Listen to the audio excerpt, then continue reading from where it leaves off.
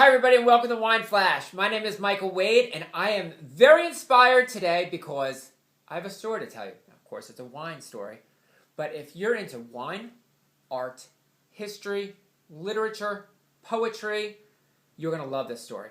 And if you have any roots to Italy, you'll love this story. You're going to like even more. Now, every wine has a story to tell. Now, sometimes we forget that when we're shopping in stores and we walk around and you see thousands of bottles lining all these shelves. You don't realize that behind every label, each bottle has a story. They don't come from pages of books, they come from the labels. But however, as we know, not every story is the same. And this story is such a fantastic story. It was so moving to me once I started looking at this label that I had to share it with you. Now, the wine of the day we're talking about is Cerigo Alghieri in Toscana. Now, I want to get this part of the way, not because I want to get to the real good part of the story. This wine, because it's on Wine Flash, you should know by now that the wines that I showcase on here are wines that over-deliver for their price. And if you look for it, you are going to find this wine. Wine Flash is going to have this price cheaper than probably anywhere else in the entire country. And that's two great things about Wine Flash. Throwing free shipping, there's three. With that being said, let me tell you a little bit about the wine, and then let's get into the story. Cerigo Alghieri in Toscano. It's mostly Sangiovese. It's a super Tuscan. It has some Caniolo in it. It also has a small amount of Ciligiolo. These are all indigenous grapes to Tuscany, which, remember that because it's important to the story to know that these grapes are all from Tuscany. It's a ruby red in color. It's a full-bodied wine. It's a very versatile one. It has berry flavors and licorice flavors, but it goes with almost any food, especially meats, and especially like hearty meats. Now, into the story. Remember I told you this story is going to come all from the label. Cerigo Alghieri. Now, that's the family name.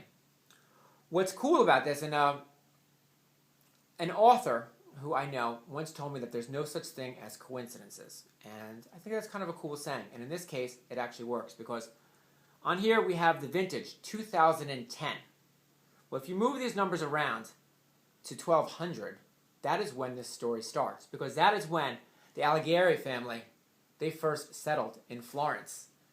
And Florence is in Tuscany, which is in the central part of Italy. Now, it's also the area where it's the birthplace of the Italian Renaissance. So we're talking, it's a pretty hot spot. Now, there was a member of the Alghieri family who became so famous that he got to drop his last name and the whole world knew who he was. And this is way before Madonna, way before Cher. His name is Dante. And, you know, if someone says the word Dante's Inferno, now all of a sudden you know exactly who we're talking about. Dante was a fabulous poet, writer, genius. Now, Dante, unfortunately for him, he was born in Florence, but in 1302 he was exiled from the land he loved. He fought for his day. He fought in wars to fight, but he was very passionate, like a lot of writers are. He was very passionate about politics and religion. And unfortunately, you know, back then you had a lot of uprisings with governments and different governments coming in and out of power. Unfortunately for Dante, he ended up on the wrong side and he was forced to leave the land he grew up in.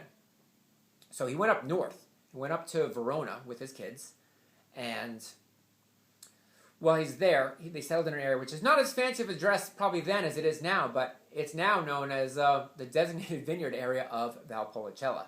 And his family's been making wine there since 1350 is when his son started making wine. Now, how does someone become so famous that they get to drop their name, their last name, and still be known everywhere? Well, Dante is known as the father of the Italian language. And it's because of a literary masterpiece that he wrote called the Divine Comedy. Divine Comedy was made up in three parts. It shows how it starts with Dante traveling through hell, and then he goes through purgatory, and then he ends up in heaven. Now, it's called the comedy because it's called a comedy. We think of comedy as, haha, very funny. Well, that's not how it used to be back then. think of, if you can reference Shakespeare. Shakespeare wrote tragedies. Many of them are very sad, sad endings. Since we're talking about Italy, think about Romeo and Juliet. Did not end very well. But anything that was considered a happy ending is called a comedy back then. Now, Dante's book ended with him going to heaven, where he met his first love, Beatrice.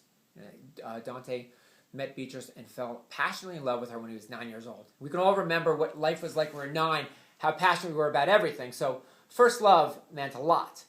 So he goes to heaven, he sees Beatrice, she brings him to the Virgin Mary, and he finds salvation. Now, what's a happier ending than spending eternity with your first love? Not much, right? So that's a great story. But unfortunately for Dante, in real life, it didn't work out that well.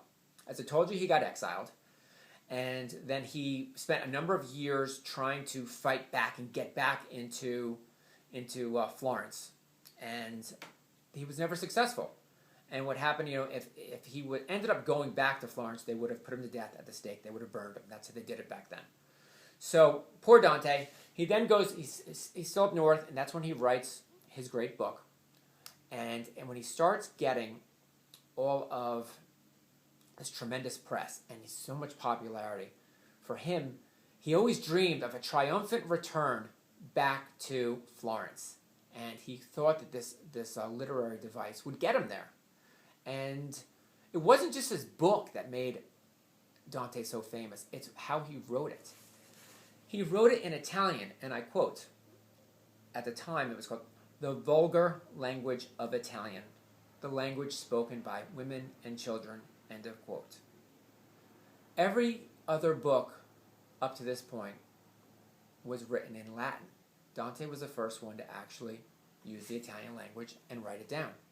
And that's how he became so famous. Now, if you look at this label again, Cerigo, Alighieri, in Toscana. Now, the in Toscana part, does that mean anything?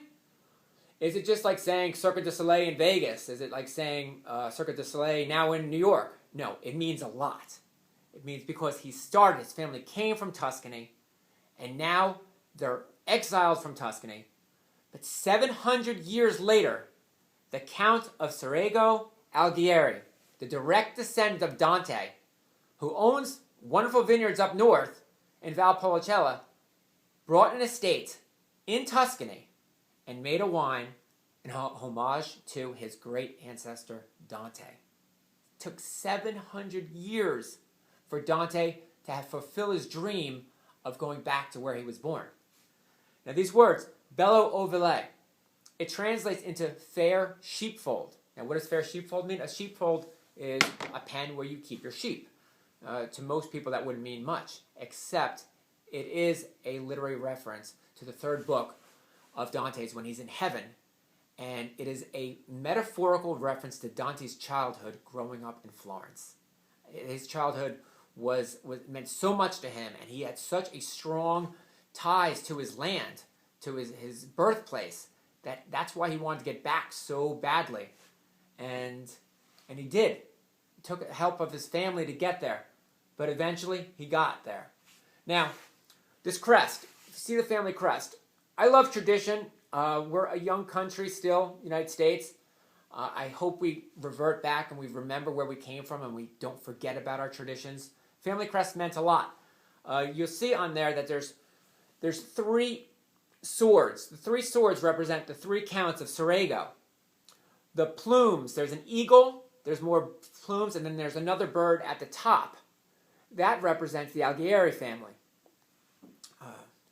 This crest has been their family crest for hundreds of years, and they still use it today. I mean, I love that. I love that about it. Now, if you look at the bottom, it says, in collaboration with Masi. Now, a lot of you have probably heard of Masi. Masi is Masi Vineyard up north, also in the Valpolicella region. They've been making wines, award-winning wines, for hundreds of years. In fact, the Boscani family, they purchased their first vineyard up there in the late 1700s. They still own it today. They still own 100%, operate it, manage it every way possible. They still have kept control over it. Well, about 20 years ago, you've had a collaboration between the Boscani family and the Alghieri family, where they came together and they said, you know something, let's go back and try to rediscover our roots for winemaking and for farming and use the same traditions that were used from the nobility from the Venetian times. And they did. That's like Coke and Pepsi getting together and saying, let's make a better cola.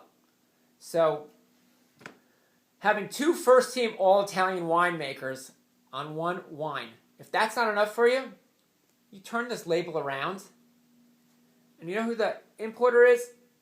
Michael Mondavi. So now you have a favorite son from America. Talk about a trifecta of amazing wine people all together in one wine. That's less than 20 bucks. In fact, I think we're selling it for less than 15. I mean, it says a lot. It says a lot. I mean, the wine itself has amazing flavors to it. But when you look at the whole rich history of it, it just adds so much more. And the story, it just makes this wine something that you want to enjoy on more than just the level of just sitting down at the table. It's more of an appreciation of the wine and appreciation for life. So, check this wine out and enjoy, everybody. Till next time.